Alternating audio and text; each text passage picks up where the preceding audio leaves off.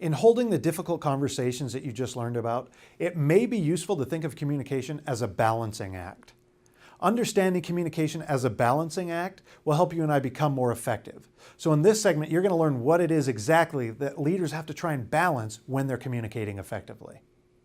Every time you have a difficult conversation, here are the things that you're balancing. Speaking broadly, you are balancing your needs, which is what is it that you have to communicate in that difficult circumstance, with the receiver's needs. Okay? That is the great balance here, but let's get a little more specific. The first thing the balance you have to consider is, well, do I broach the subject or not?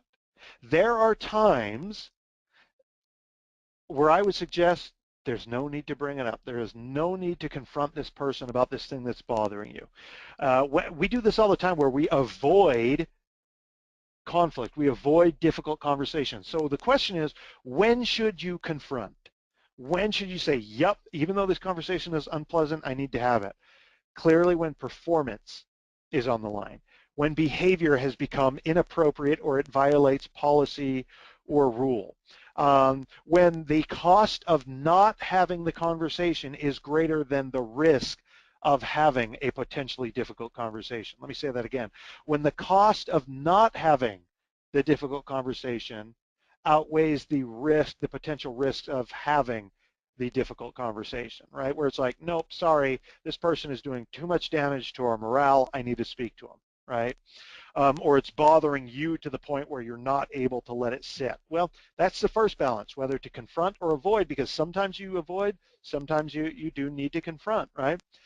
The next is the great balance of any difficult conversation as well as any leadership conversation. That is focus on task or focus on relationship. And that is, let's say I'm talking to an employee about their dress, okay?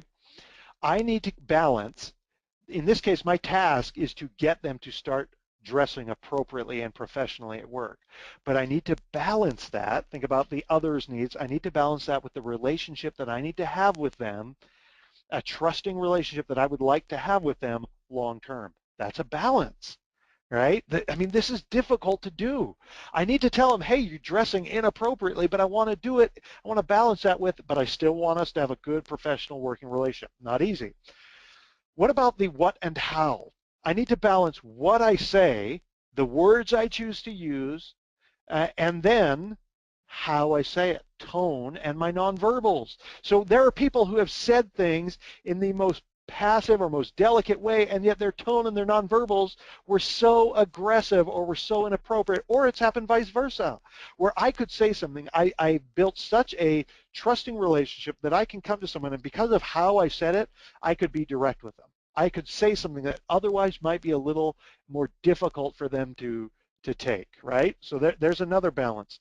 The other balance that you have in these difficult conversations is speaking or listening. How much do I do of both, right? Because look, if it's going to be a conversation, both are going to be there. You need to go in there prepared, if necessary, to listen a ton, if that's going to be appropriate, or to do the majority of the speaking, if that's going to be appropriate. Now, most of us in this balancing act err on the side of speaking too much. Because that's sort of our nature, or because if we're in a position of authority, we think, well, that's what I'm supposed to do. Most of us do not fall in the error or err on the side of listening too much. Most of us don't, okay? Then what about this next one? Efficiency or context? And here's what I mean by this. And we'll talk about this a little later in the webinar. It's more efficient if I just email my 15 employees about this new policy. Way more efficient. But what's lacking with technological communication very often? Context. It's very one way. They can't pick up on tone or my nonverbals. There's not much context there. So look, some messages, efficiency wins out, and we want to communicate as efficiently as possible, but we also want to make sure we're giving an important message or a difficult conversation due context. That's why we don't have difficult conversations, ideally, over text or email, because there's not enough context.